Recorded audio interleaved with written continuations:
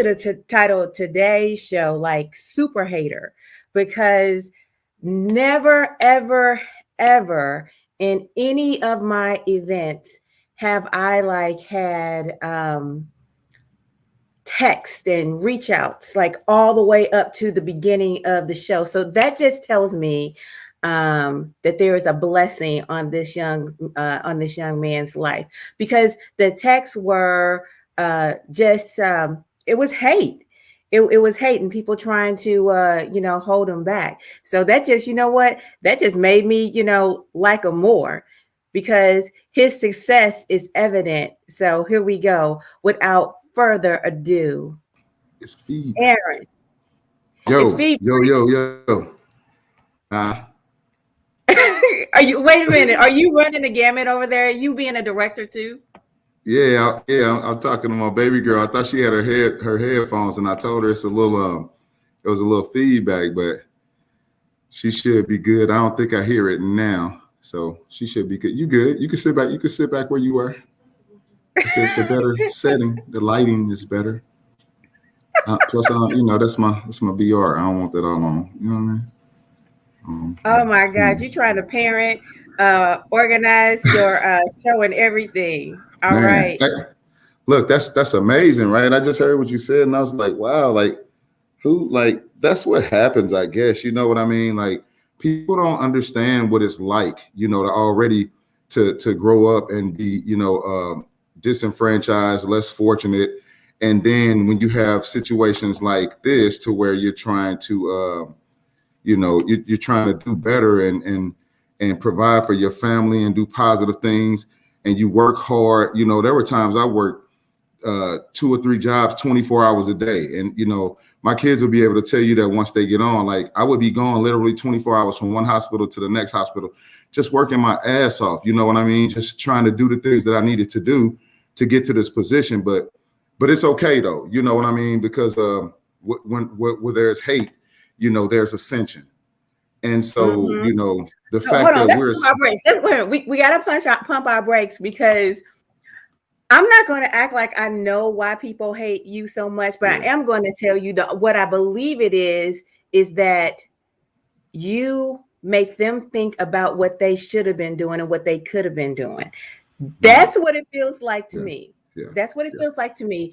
Basically, I'm going to give a quick rundown for people who haven't watched your first episode. Basically, it's like this.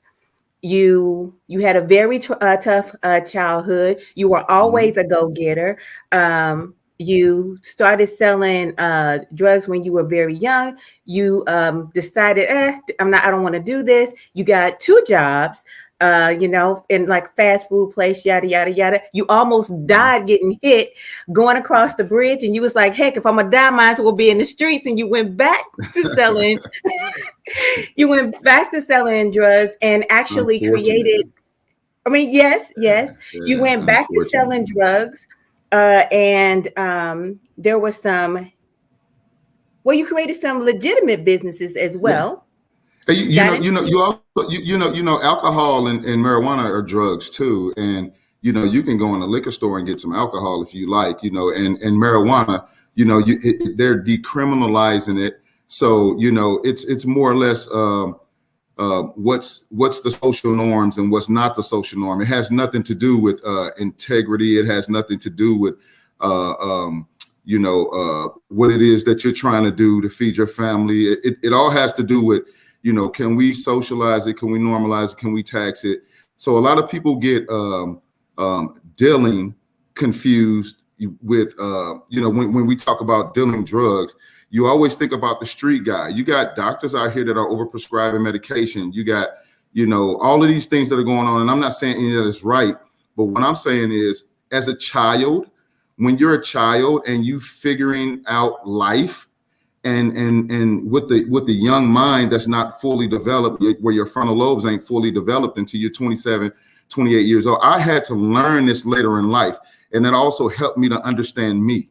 So when you talk about a child and, their ability to think rationally, or their ability to make the type of decisions that best fit them, it's survival of the fittest, and we're working with an underdeveloped brain. And so as time goes on, you know, that's when cognitive dissonance kicks in, because it's like, all right, well, at this point in time, I'm kind of knowing this wrong, but I'm already knee deep in, and it's right now it's helping. So is it really wrong? Because in low social status neighborhoods and low socioeconomic status places, you know, dysfunction becomes function.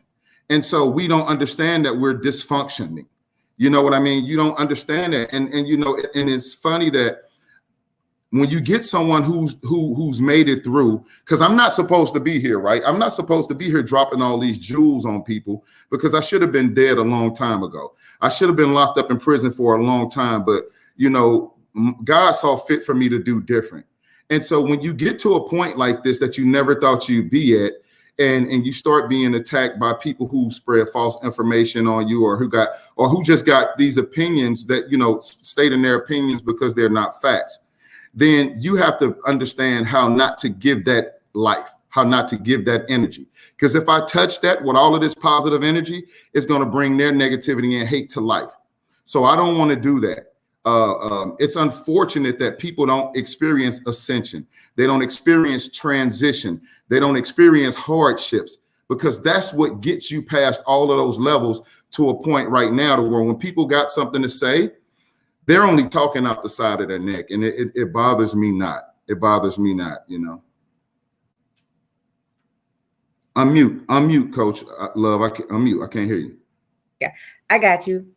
Thank you so much. I was just going to say, it felt like it was just so unusual, because normally I get in my box, you know, oh, I'm excited for the show, blah, blah, blah, blah, blah, blah, blah. Yeah. But this stuff was targeted at you. Right, and it was it's personal. It's whoever it is, I don't care.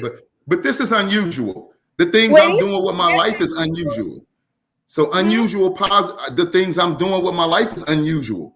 So unusual positive energy is going to attract unusual negative energy. But you know what I'm saying? We got a force field around us, man. And, you know, and we ain't worried about none of that stuff, you know? We're really not. We're really not. And when I first started noticing that blowback in, you told me that you noticed some blowback too, right? Well, yeah, you know, I just kind of, you know, stroll through the comment page, but you know, like I said, I pay it no mind, because whoever it is, you know, I don't know, and I don't care, you know, because the thing is, they're not able to experience the ascension with me, and that's probably the problem. You know what I mean? Which is 100% fine. It is 100% fine. This is what I'm going to say. Instead, y'all made me like him more, because if he had to wade through all of y'all and still get it, you just made me like his drive more. So keep it coming. That's my story. That's my story. That's how that's my life, though. You know what I mean? Like it's familiar territory. It's been obstacle after obstacle, and you know, and right now, like it's become, like I said, it's become the norm. So things that I have to maneuver through, to the average person, it looks different and difficult. But to me, I've been equipped with the tools throughout my life to deal with certain things. And I've been able to pay attention to the signs, and I've been able to just get myself together. How dare someone, like seriously, how dare someone try to put a dark cloud over my hard work? Here I am, a black man in America, a felon at that, not a criminal, a felon at that. Because people, if that's the case, criminals, you know, criminals are around us all the time. They just never get caught. And some we know that they're criminals, but they won't ever make it to a courtroom or get prosecuted. But how dare anyone who, when this story is built around, I'm not hiding who I am, this transparency at its best, try to take away what I worked for. You know, this ain't no bubblegum type of stuff. You know what I mean? Like I didn't get these degrees out of a Cracker Jack box. I ain't pay anybody to do my homework. You know, I've been busting my ass for the last 10 years straight, busting my ass, working 2 or 3 jobs, going to school, taking care of kids, you know, building a foundation that after I'm gone, a legacy that they can be proud of. Because what happens is when you get locked up, and I pay my debt to society. So whoever, you know, feels like, I shouldn't be here. Shame on you. Because when I went in front of that judge and he told me how much I had to pay, I wrote a check. And you better believe they cashed that. They cashed it. And once they cashed it, my money was good. Leave me alone. My debt is paid. I'm clear. Only thing I can say is maybe they can learn something about watching you, but you got to force around you. You got to force around you. Oh, absolutely. Bring them up. Bring your team up one at a time. Who we pulling up first? My baby girl. We're gonna start with the baby. We're gonna go bottom up. My baby girl. You talking about somebody who's resilient? This is Ariana. Somebody who's resilient. Does excellent in school. She's been in basketball, her whole life. She's a very productive young woman, beautiful, and we send encouraging words to each other every day. She's the love of my life, actually. You know what I mean? And without further ado, here's I would the love baby. to bring her up, but I think she got her camera off. So, wait a minute, she just turned it back on. Here we go. Here we go. Hey y'all. Hi, how you doing, Miss Ariana? Good. How are you? That is fine. Ariana, who are you going to bring up? Who you want to shout out? Which one of your siblings you want to bring up? Most of I want to shout out my dad because I done been there with him throughout the whole thing. I mean, I was brought into it during the thing, so I was growing up with it. We got to fix your sound, baby girl. We got to fix your sound. Go ahead. We're going to bring up, look. You ready. Hi, sweetie. How you doing? I'm great. How you doing? Where do you fall in the bunch? Well, I am my dad's, finest one. No, I am my dad's third. I stay in Arizona. I go back and forth from Illinois to Arizona. We're a unit. We stay together. So. Yeah, this is kind of. I was waiting to hear that word. Because I hear it constantly up with your people. Here you go. Hello, Mom. Hey, Diamond. Hey. All right. Hey. My fighter. How you doing? Hey, y'all. I'm good. How are All right. We're just gonna pull them up one at a time. Tell us a little bit about yourself. Where do you fall in the bunch? Well, I'm the oldest, of course. I'm the leader of the pack. Yeah. Okay. How you doing? Look.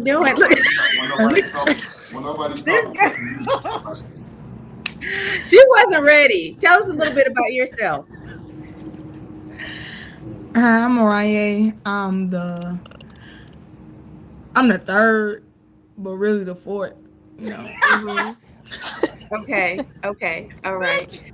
They are tickle pink. Tickle pink. Hold on. And we got Aaron Jr. Hello, everyone. Hey. How y'all doing? I am the baby boy. Do you guys hear me? Yeah, we hear you. Okay, just making sure. That's my actor right there. That's my son. He's at Eastern Illinois University. He's studying acting, film, directing. He actually has a nice little big time stage play coming up. He's been in a couple of short films. All right. Maybe one day he'll look as good as his old man. He looks tired right now because I know he be going kind of hard. And my baby Arron, she tried to put me out there. That's her and Ariel. So Ariel said I'm technically the third, and then Arron's like, well, I'm the third, maybe the fourth. So here's the story with them. They call themselves hood twins, right? Because I like that terminology, I guess, and I guess that terminology is they're 2-3 months apart. Ariel is May the 9th, and 1999, and then Ranye is July the 2nd, 1999. So My birthday, July 2nd. Hold up, man. I said July the 2nd. Didn't I come back and say July the 2nd? Now hold up. Now this ain't no easy task. Now I'm on. I know what I'm doing. Hold on, essay. I know what I'm doing.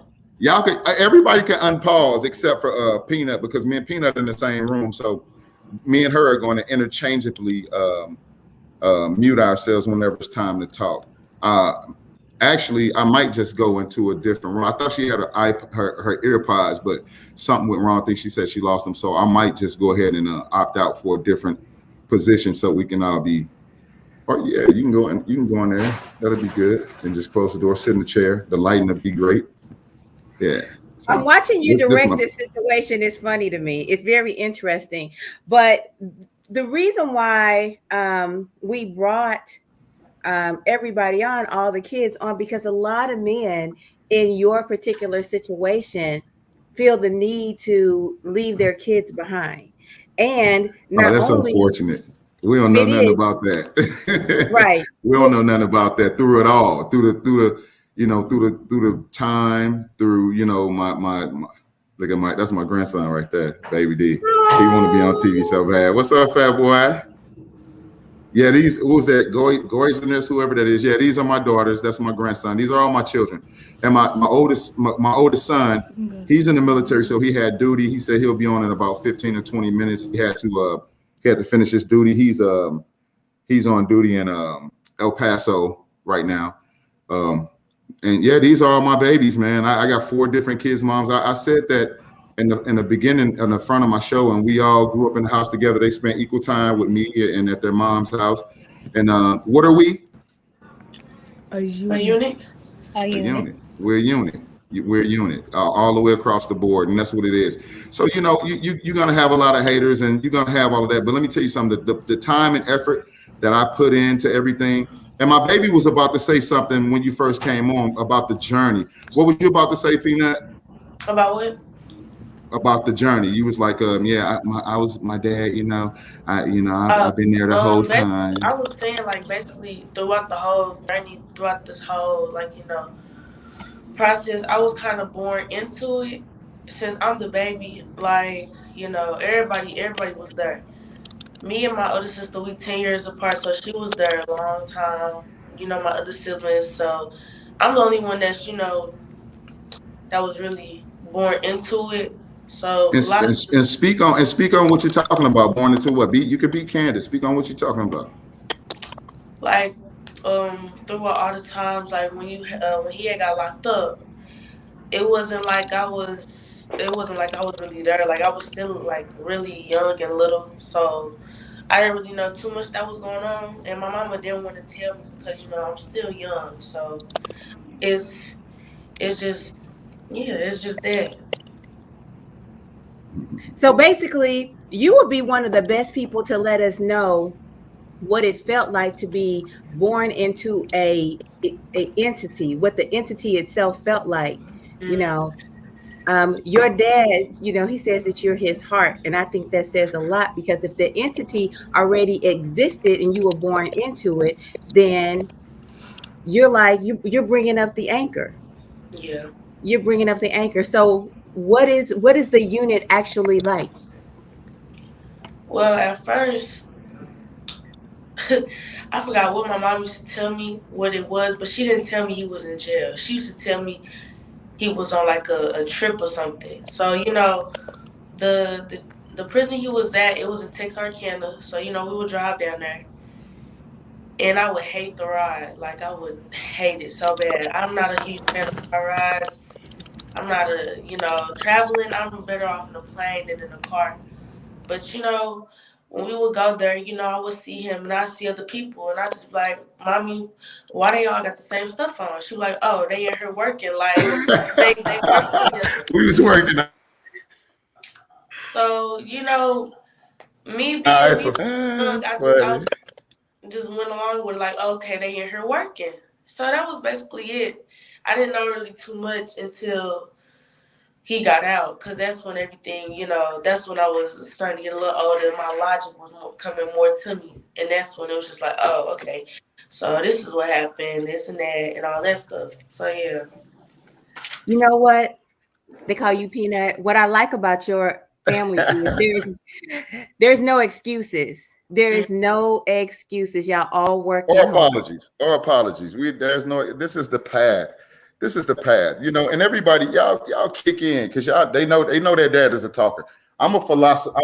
I'm very philosophical. And so there's always a lesson in everything. You know what I mean? From the times that, you know, they would see me. Are you on mute, Peanut? When I talk, mute yourself. So, you know, from the times where I came home and, you know, and they would see me, you know, busting my ass, you know, like going back and forth to school and not really having, you know, the means to do what it is I would love to do for them. They still loved me and understood me, and even when I didn't have anything to give them, you know, monetarily, you know, I always felt like I could drop some jewels on them that they could use later on in life. They're all amazing. Both of my daughters, Diamond and Ranye, they're treatment specialists. You know, they work with foster care kids with behavior disorders.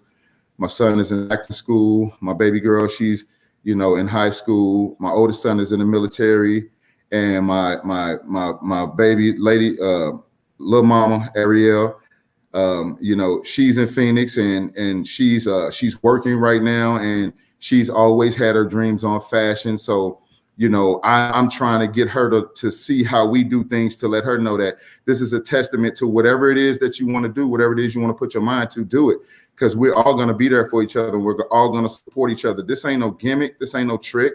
You know, my kids could tell you that I've been there since day one, no matter what, through it all. They've seen the struggle. They've seen the, you know, I would fly to Arizona before I left. You know, my daughter was with me. My daughter and Ariel was with me.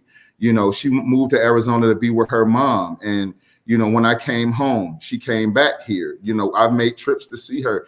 You know, we would all drive out there. We would all drive out to California. You know, we stop in Phoenix, pick my baby up, you know, and we would drive road trips, like just things that, you know, that matters the most, squeezing all that in.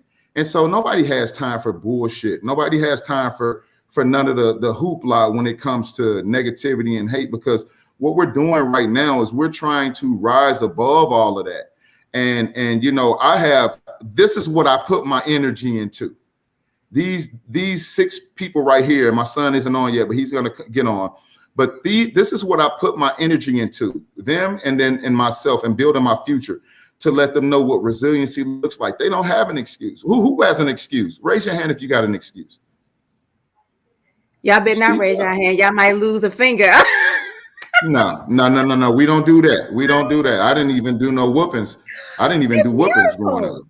You know what? They can't outsmart me. As a parent, you have to be patient. I'm not just quick to whoop ass. Like, no, like there's a lesson to be learned. There's a lesson. You know what? I was just kind of joking, but I'm actually glad you brought that up. You did not whoop your kids.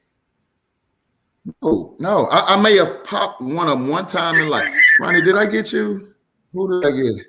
Bad girl, did I get you? I got you. When I get you?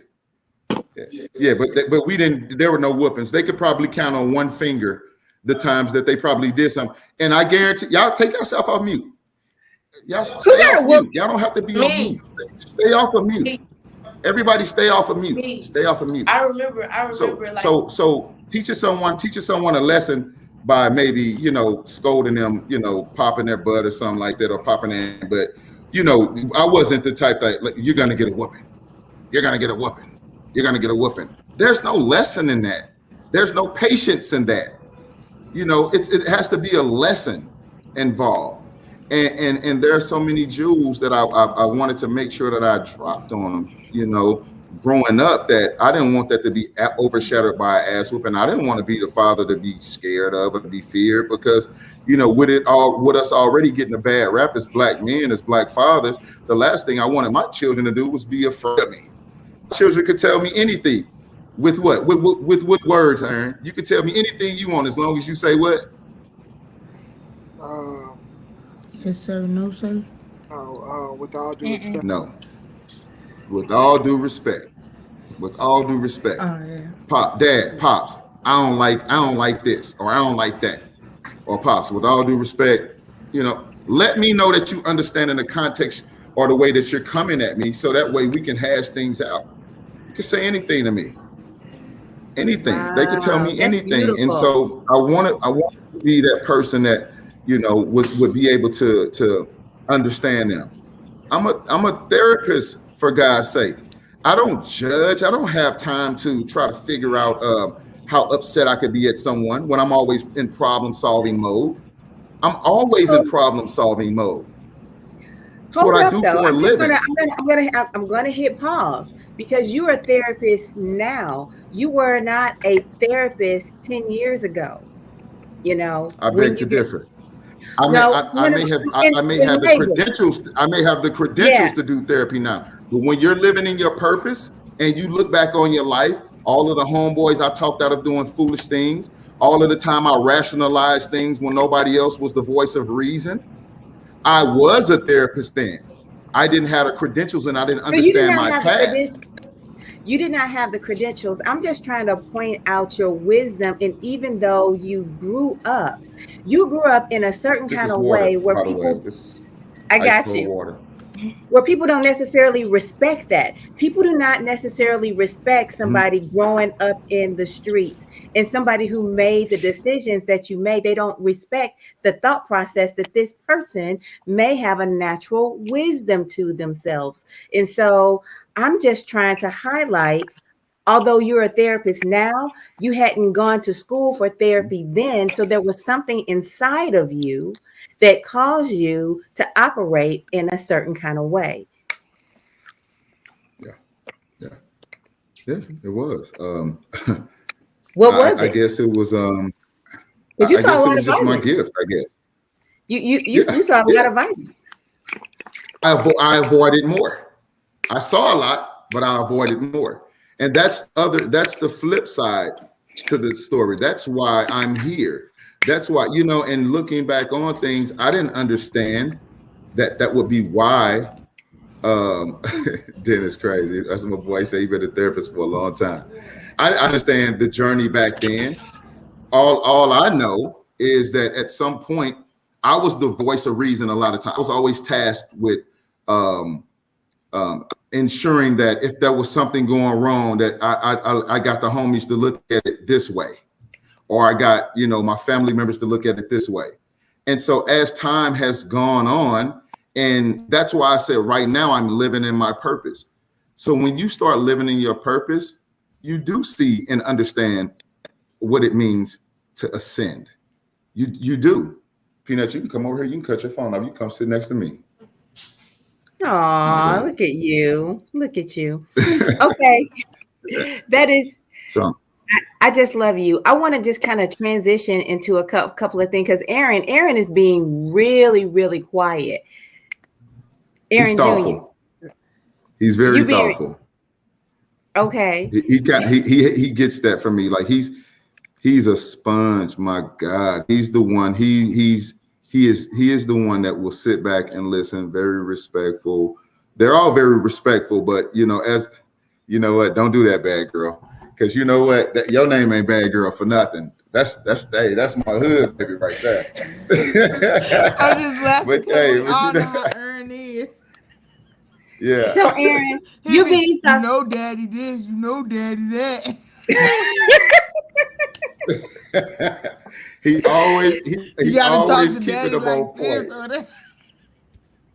so Aaron Jr., tell us some advice here. What would you normally say you know daddy about? Um, One thing I know, you better be on point at all times if we do something at all times. Because one thing about it, he's always a master planner. If he plans something, it's gonna be master planned out. And if stuff goes south, he got a plan B and he got a plan C. But if y'all not riding with it, he gonna give it to you. So basically, make sure all your P's and Q's in order. And basically, yeah, that's Okay, be on your P's and Q's. Um, I'm I'm not reach going to tell your outside. whole I'm not going to tell your whole story, Aaron, because you are going to be up telling your story on an upcoming episode. But I just wanted to highlight this. You picked up some of your resilience from your dad, correct? yes. A little bit of both because both of my parents are resilient, so it was basically a big bunch at once. you know what? Maybe I should say you picked up your resiliency from your unit, you know, from your whole unit. Because as I understand it, you went through something significant. You don't have, I know you're going to tell the whole story, but just tell us a little bit about what that was. Okay. When I was at the age of 15, the day before my birthday, I had a stroke. I was a 3-star athlete who played football. And I walked out the hospital in 10 days. And basically, it took me a year to get back all the way back on my feet. Played football, got to college, fell in love with acting. And now I don't even think about football at all. No sports for me. The biggest athletic thing that I do now is work out with my personal trainer and whatnot. He's being modest. That kid almost died. He was not supposed to make it. He was 15 the day before his 16th birthday. He had what they call an emergency thrombectomy. He had a blood clot in his brain. They had to go in. They didn't even understand what was going on with him. Even right now, they still don't know why he had a stroke because it was so rare for it to happen. But you're talking about somebody who has a beautiful spirit, a beautiful attitude. Like, I can't do these kids a disservice. And call myself going back to something that's gonna take me out of their lives when I done worked so goddamn hard to get where I am now. You know, and look at all of us. Like, this is not a gimmick. This is not a joke. This is not like made for TV type of stuff. This is just a real family with the father that's been involved and you know, there's a lesson in everything we do. There's a lesson. When I leave here, we're gonna have so many things this world is gonna be blessed with so many other things through these 6 kids that they'll be able to talk about or to tell, or, you know, through their stories, you know, from the beginning to where it trickled down from watching someone change their life around. This is crazy. This ain't normal. You know, we already got to work harder than the average. And I don't want to keep beating the dead horse, but that's true. So you're talking about a black man who doors open for me, and people are upset that doors open for me because I put in the work. Get out of here. Pay me. And I don't mean monetarily. I mean respectfully, because that's what this is about. You know, people don't know what people have gone through or what people live through, you know, and there's not a person on this earth that I've come across and I've talked to them and given them a negative energy. I just don't do that. I don't do it at all. So, Diamond, I know I'm going hard, but I want my babies, man. Y'all chime in. I want to know from y'all perspective how y'all feel. What y'all thinking about? I want to hear from Diamond. Diamond. I want to hear from you because you've stated that you are the oldest, and it seems to me you have a sweetness about you. Is that true? Yes, I'm very sweet. I can tell. It just comes through. You have seen everybody kind of come up behind you, and you've seen the most in between your dad and then the parents. Okay.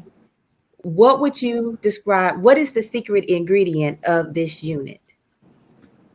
I would have to say humbleness. Humility. That's sweet. Humility. That's how we move. What'd you say? Humility. She said humbleness. Humbleness. Yeah. Yes, we're all very humble. One thing about us, we never folded. We didn't give up on each other. We all stayed as one. I mean, it was some hard times growing up without a father, of course. But one thing we didn't do, we didn't miss a meal. We didn't miss nothing. Only thing we was missing was our dad and that love. But we still had the love, but we was just missing his presence, should I say. Okay. And how long exactly did you have to stay gone? How long was he gone? Um, It was a little over 3. It was a little under 3.5 years. I don't think yeah. the time to them. I don't think as kids growing up that they're able to kind of understand the concept of time, because I mean, when it comes to something like that, hell, that's something I could tell you about. It was long enough, but it was long, but it wasn't long enough for us to not stay bonded. We did everything systematically, and like I always told them, we have it's 8 of us. When I was with my wife, which is Diamond's mom and Ariana's mom, the baby right here. That we made sure that things were done decently and in order, because I always tell my kids, it's a lot of us, so we got to prepare, proper preparation. We got to make sure if you want things, we got to do it ahead of time, because I'm not the person I used to be when I was out here in the street. So give me a chance, give me an opportunity to to try to manifest what it is that you all want individually, because it ain't like I can just go break the bank wide open right now. So and that was part of the humility and coming home. And I'll tell you, one of the most significant times in my life was being able to help my daughter with math homework. It's funny. I had you remember when you had the algebra class and I was taking algebra I was taking algebra from her algebra teacher. Algebra teacher's wife. Like the same? Yeah, I had the wife, she had the husband. So I was in college with the wife, she was in high school with the husband. In high school, yeah. And I was like, well, maybe we can do it like this, because I know his style of teaching. I mean, I know her style of teaching. And so I would help her with her algebra homework, and she would get it right. That's those are moments that I'm proud of. You know what I mean? And I don't know. Don't let me. I want the kids to talk. Man. I love y'all, man. I love all of y'all, and they're always there. They're always supportive. Okay, there's a question. So 𝐊𝐍'𝐓, yeah. Why ain't mom praising this? Let me tell you something.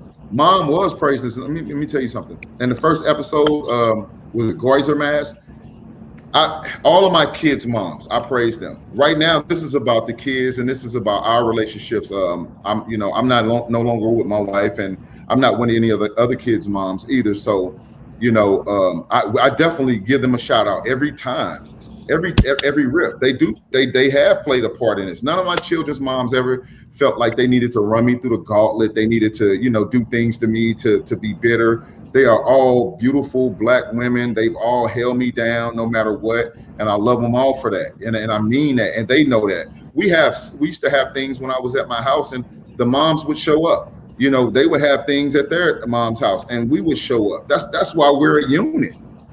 That's why we're a unit. We don't play that. Like, ain't nothing coming in between me and my kids. And there's nothing that can happen that would make me feel like I shouldn't be a father to my kids. Like, that's just that, man. That's what it's about. Humility, absolutely. Absolutely. So it's unfortunate that, people who ain't ascending, or people who don't understand it, they can't speak on it. So I'm not mad at the haters. Oh, the moms had a big part in it. Yeah, the moms had a big part. How many moms are there? 4. Yeah. There's Tina, that's my ex-wife who I was married to. We were together for 21 years.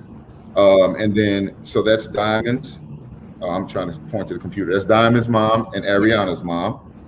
And then I have Tamala, that's my son Aaron, that's his mom. And then I have Lakeisha, that's my daughter Ariel's mom.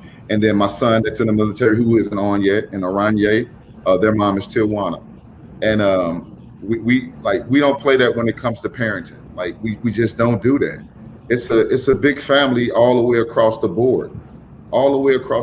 And it's humility involved, and it's driven by the things that we've taught each other as a unit, because my kids have taught me so many things as well. My kids have taught me so many things. There are times where, I felt like I was, challenged with wanting to be confrontational and say some things, but my kids would let me know, like, no, that will affect me too. That would impact me too. Especially my son. He's the person that really is the rhyme or reason person. You know what I'm saying? He's the one that he's very rational as well. He's very humble. He's very rational. And he'll be the first one to tell you like, nah, Pops, you shouldn't do that. You shouldn't do that. Don't do that. That's not a good look. You know, man, life is good. I don't know, you know, like why right now, but life hold is on, I want to good. highlight something. What I Unmute understand yourself. Stay is, unmuted. Y'all good. yeah. Mezzy No, must be barking. hold on 1 second, please. No, What I it's understand is that you guys were parents first, regardless of what was going on behind the scenes, the scenes with you and the women that you were building a family with. You were parents first. Yes, without a doubt, absolutely. And children, did you guys feel that? Yep. Okay. Well, speak on that for me. Tell me about that. Oh, I ain't catch that. I said what I understood, regardless of what was going on, that the adults were parents first. They built a unit. And I wanted, you know what? I wanted you guys to speak on that. Tell us about it. Because people, let me tell you something so that we are clear. There are children, moms and dads, who are growing up in the same household, and everybody is, you know, perfectly designed, so to speak. What, you know, the ideal. Everybody has the same mom and everybody has the same dad, and they still cannot get along. You guys grew up in a situation where there are different moms, there's different households, and your dad got pulled out of the situation for a period of time. Yet I do not sense animosity. I do not sense frustration. I do not sense like a spirit of negativity at all. And that is powerful, especially when there are so many people who feed off of negativity. And you guys don't have that. So you got to spit the wisdom out. You got to share with the people, you know, how you're doing this. Can I talk? In my Yes. opinion, I feel like it's trust. It's just trust. Like, it's big on trust, for real. We trust one another, you feel me? Like, no matter if it's with our secrets or with our life, no matter what, we trust each other. And that plays a big part, too. Because trust is everything. You know, can't build no relationship without trust. And I think that's what played a big part, too, is that we all trust each other. You know. That's beautiful. I will say that before Dad left, he made sure that we all stayed together. Like, since he was gone, we wasn't, oh, little Ern can't come over to the house, or Ronnie can't come over to the house because Dad ain't here. He made sure that we all stayed together. Yeah, the parents, they played a huge role. The moms specifically, because you know there wasn't any animosity between none of them. You know, like if one T needed Dukes another, for they would. sure. Shout out to her. Especially yes, my mom, T my Dukes for mom, sure, for sure. you can ask any one of them in here. You call her, you talk to her. She will have a conversation with you. It wasn't no, you know, you not my kids. She involved everybody, and that plays a big role. And as Even when well my dad as was, you know, locked up, she still let us come over there, still did stuff for us and stuff. That's why she really like, that's not my stepmama, that's my mama. Like, it's all Oh, love for her, for sure, for sure. She played a huge part in it also. Cause if it wasn't for her, we all wouldn't have came together like we did when my dad did go to jail, honesty. So shout out to her for sure, for sure. Ariel, take us. You might be muted, Ariel. We can't hear you, baby.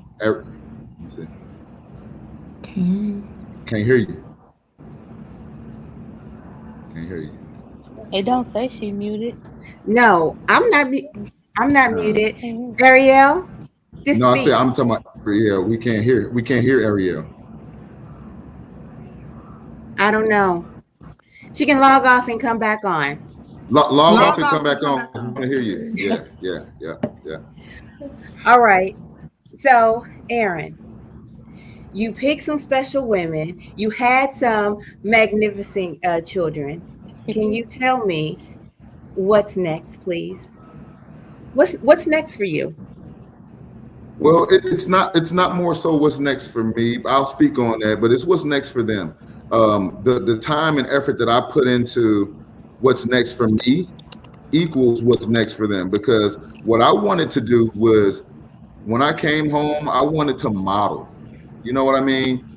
I always tell a lot of my clients that relapse don't mean stay lapsed. And so what I mean by that is, if you mess up, that don't mean stay there. A lot of times people feel like if they messed up that they have to stay where they are, or you know, Tina said, thanks, boo. That's T Deuce. That's my ex-wife. She said that to Ranye. And you know, a lot of people feel like when they're lapsed, when they relapse, they got to stay lapsed.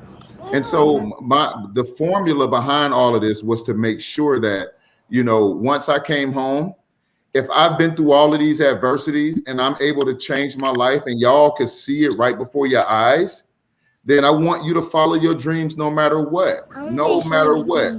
So what's next for me is, you know, I'm gonna get my doctorate, but before then I'm about to, you know, open my own, you know, therapy business. I should be having it going by the summer.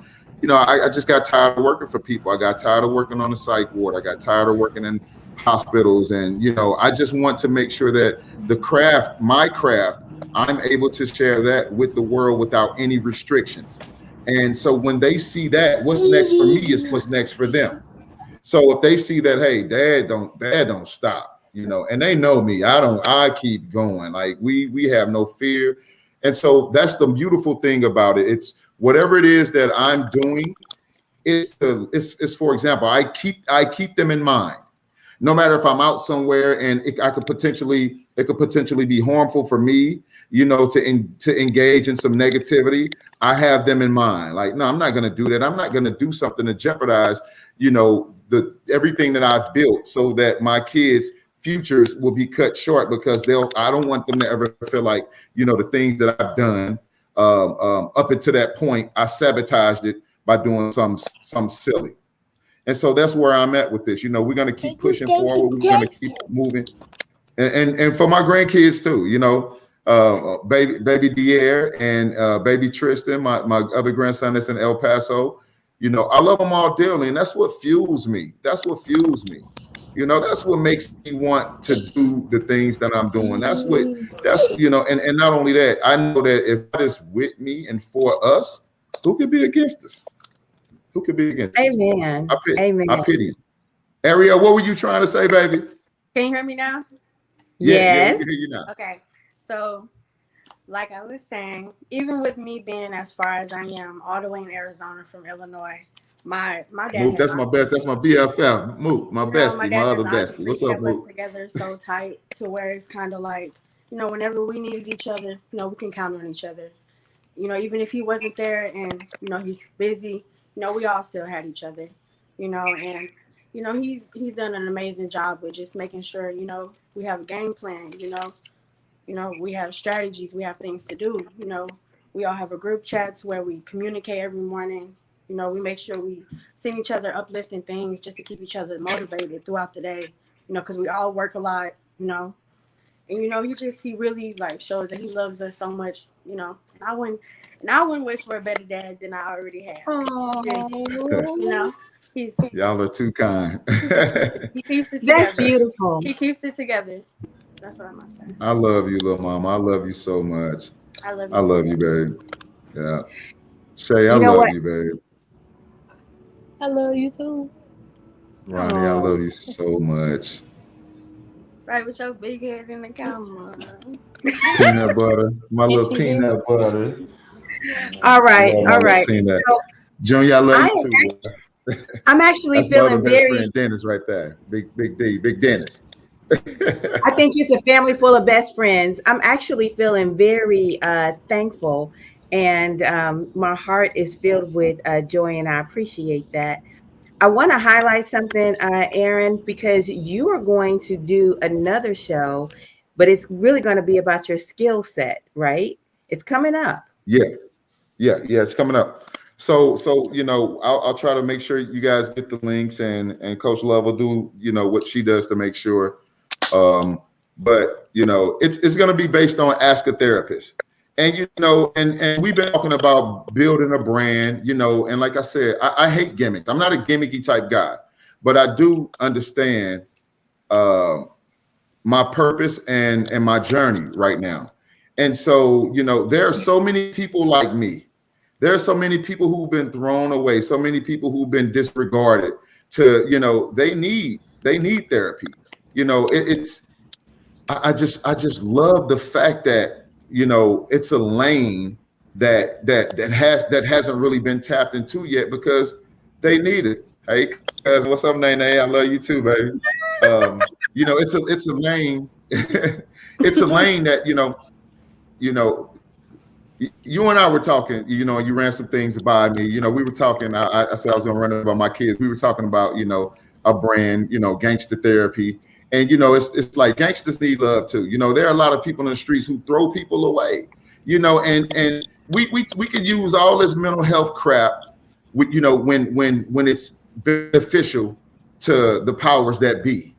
You know, but when it comes to the ones that are in the slums that don't get the love that they need, you know, they don't want to talk to somebody who ain't like me, who don't understand that. So I want to be that person that can really empathize with them, that can really let them know, because that's my purpose. That's what I'm here for. I was blessed to still be here, and I never felt like I would be here.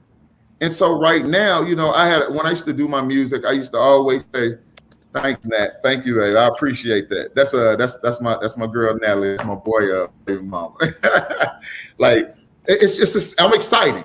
I'm excited. You know, I'm excited for what's going on, what's happening in my life right now. It's amazing. Like it's like you don't understand how amazing it is, and it's the work. It's all the times that I was out and I was like, God, why am I going to school? Who's going to hire me? I'm failing. I'm of this. And I had to change my perspective and start manifesting things like, you know what? I work harder than anybody because I have to. So you can't take that away from me. So am I supposed to let the fact that I had a felony define who I am when I could bust anybody's ass when it comes to working, when it comes to education, when it comes to knowing my craft? Like I'm dead ass when it comes to my craft. I'm being colloquial right now. I'm being, you know, who I am right now, but professionally, I know my craft and I work my ass off for it. So at this point, you know what? I'm so sick of Natalie. Stop, girl. At this point, you know, it's time to manifest it. When I went to the prison, to the federal prison system, and I was being polished, and I paid my debt to society, and I was in there being polished. God saw fit when I came out to put me in a slingshot and to give me enough grace and mercy to catapult me 10 years later to where now the things that he has for me, I'm able to manifest them because I stayed on course. I stayed on track. And it's beautiful watching them manifest. Like I said at one point, when I first came home, I used to cry because I didn't have enough money to take my son. I didn't have enough gas in my car to take my son to football practice. So how dare somebody tell me I'm still doing something that's illegal or that's not right? You know, I used to bust my ass and we used to be behind on our rent money because I was still connected if I wanted to be, and I could have called anybody in the world to get what I needed, but I didn't. I depended on God to put me in the situation that I'm in right now. I depended on him. I had faith enough to do that. And so for those who don't know and understand what that looks like, if you're watching, now you should know. Now you should know. Because when you do things decently in order and you line up and you do right by people, you do right, period, things manifest positively. And this is how it happens. And this is what it looks like. No, nothing was handed to me. Like, get out of here, man. And I won't let anybody hand nothing to me. My granddad, I live by a philosophy. He used to always tell me when I was younger, be an asset, not a liability. And I've taken that. If I can't be an asset, I'm not going to be a liability. I love it. Now, I want to say That wasn't what I was talking about, but I'm excited that you revealed it. Oh, I'm sorry, my bad. We digressed a little bit, but no, I mean it is fine. This water is very good. So the good water, gangster therapy. There is more to talk about with that. So truly, more to come. But I'm gonna give you the bottom line of gangster therapy, and it is this. It is resilience, and don't let anybody steal your internal fire. Period. That's the bottom line of it, but there's a lot more growl where that comes from. What I was talking about is your insight to what goes on behind the closed doors of a psych ward, because that's what you have coming up next. Yeah. Oh yeah. You forgot all about it. Yeah. No, I didn't forget about it. No, it's the yeah. What's up, baby? Oh, I gotta go pick up my little brother Corey from work. I just wanted to say bye. Yeah. Thank you. It was a pleasure having you. Bye bye. Love you. Bye bye. Love you, Bye, girl. guys. I'll text you guys. All right. Love you so much, babe. I'll see you soon. You know that. All right. Bye. Bye. Bye. I got to get a flight out there. I'm supposed to fly out there sometime this month. So, but yeah. So what we're going to talk about, because what happens is I get a lot of questions about mental health, especially when I'm in my neighborhood. Like if I'm in my neighborhood or I'm around other people who are in low socioeconomic status, they always tell me, well, I got this family member that's this, how do I get them help? And, what it is that I'm supposed to do to get them help. And, one of the first stepping stones to getting someone help is for them to be evaluated at the hospital. And that's where, we end up, they'll end up admitted if they're in need of some type of psychiatric help. But there's also a lot of red tape that goes with that. And there's also a lot of crap that goes on behind the scenes with that as well. And so I want to kind of just educate people on what that looks like and how it is. So if you have a loved one that may need some help and you just don't know what to do, I could kind of guide you through the process to let you know the steps you can take to get them help, and the questions that you should ask while they're there.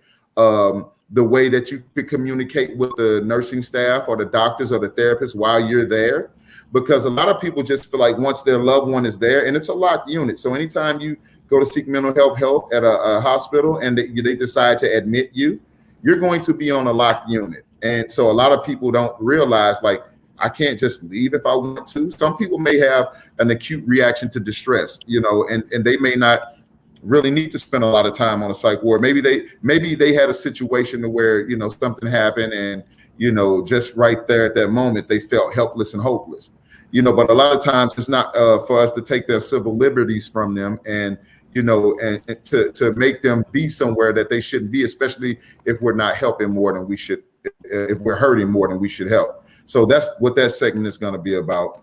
But all right. I think you hit the hard note. Civil liberties and how that affects your mental health. That's a big deal, Yes, it is. All right.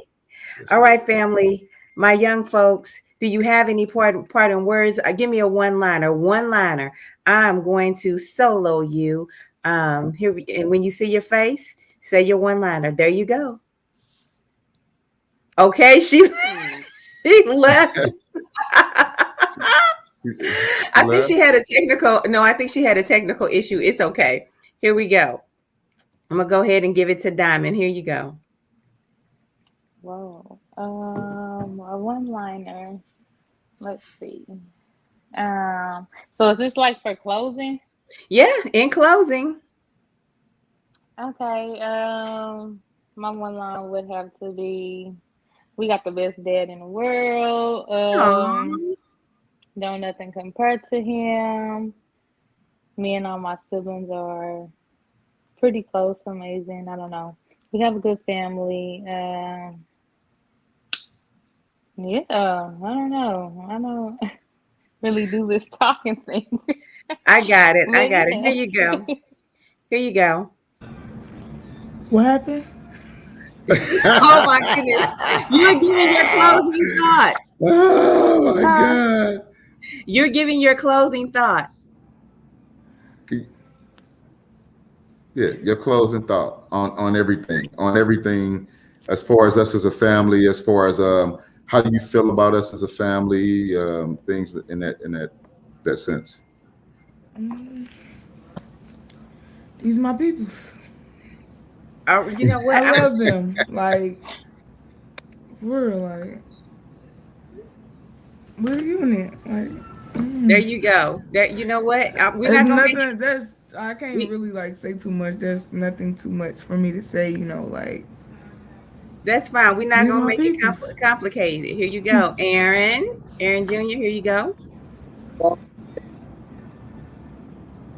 Can't hear you. I can't hear you. Your I said when we walk in, we always move as one, and that's all. Ooh, that is beautiful.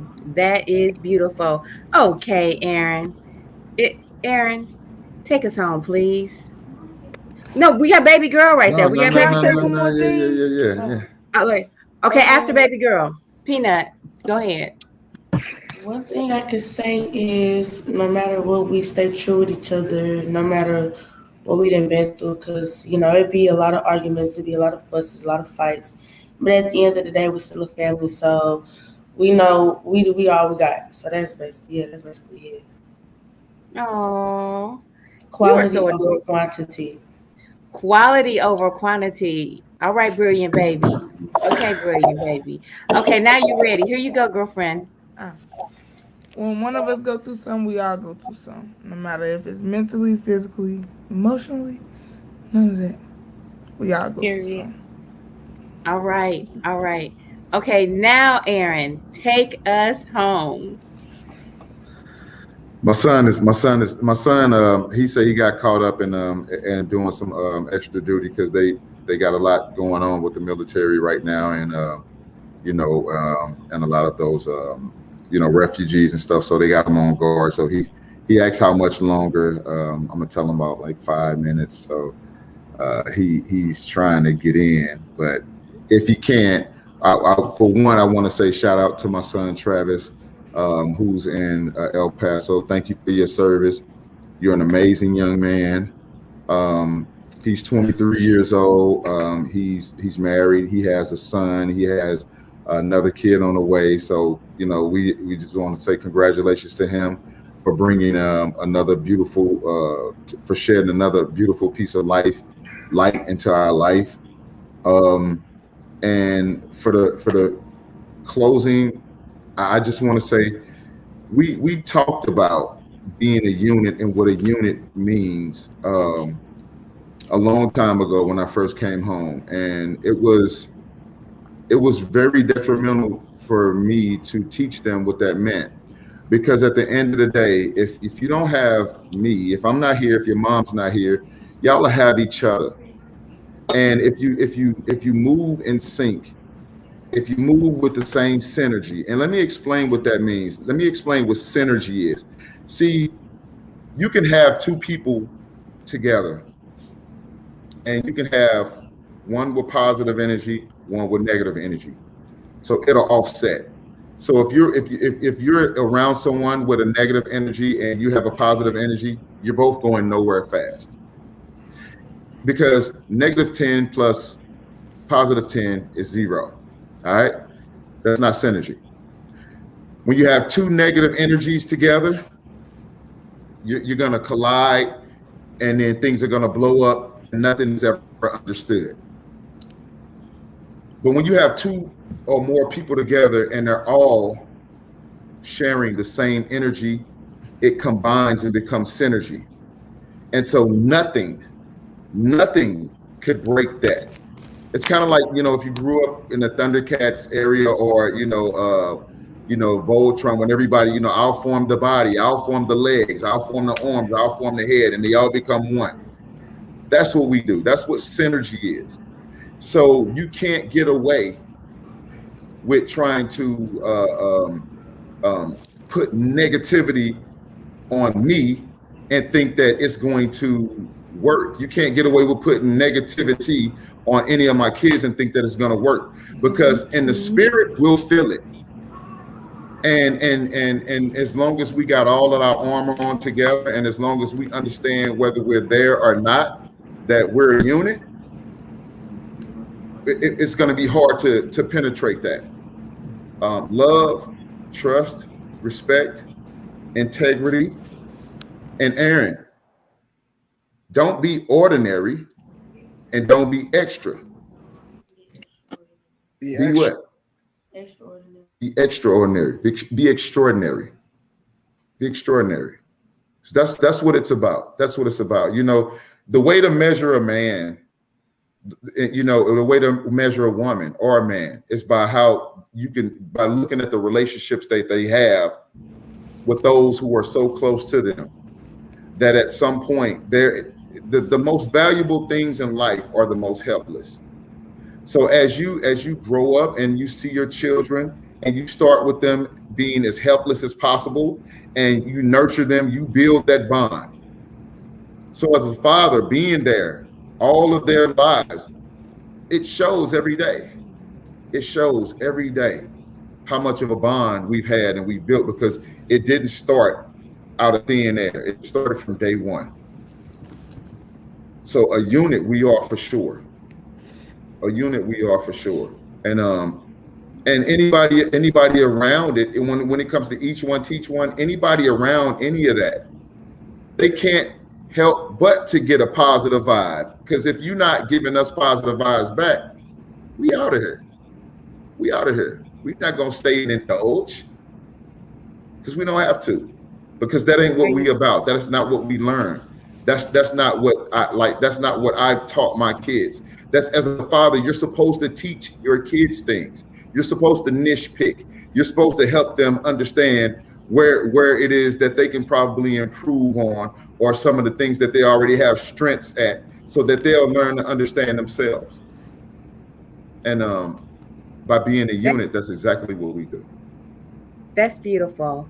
And I'm going to end it here and say, be extraordinary, loved ones. Thank you so much for joining us. I appreciate each and every one of you, and you just fill my heart.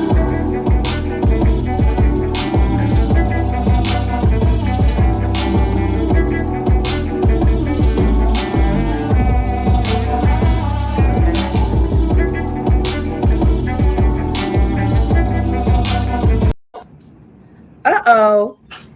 We literally had to breaking news. We had to get on breaking news. That my boy. What's going on, Beetle Bailey? Travis. Hey. Sorry, a lot of people said thank you. A lot of people said thank you for your service. So, oh my God, I just can't tell you how appreciative I am for you stopping what you were doing with the U.S. government, your mission, just to say hi to us. So we're closing out, but whatever you want to tell us real fast, go ahead. I just want to say thank y'all for y'all support. You know, I'm I just want to say thank everyone. You know, God bless everyone. Just want to say thank you for the father that I have and the siblings that I have and the support that I have around me. I wouldn't be the young man I am today without everyone around me in my corner. You know, and I just want to thank you for giving my family the opportunity to come over here to also share some about themselves and their lives and what we all contributed to as a family. Sorry that I couldn't come a little earlier. Got tied up with work, but just you kind of were serving your country, so we're good with that. We're good with that. Well, I thank you for that.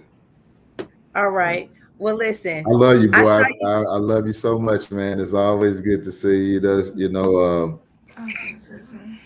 my young man right there, man. That's we leaving for real now, y'all. We leaving for real. All right. Good night. Thank you so much, everybody, for coming and watching. I love you all. Thank you. Thank you.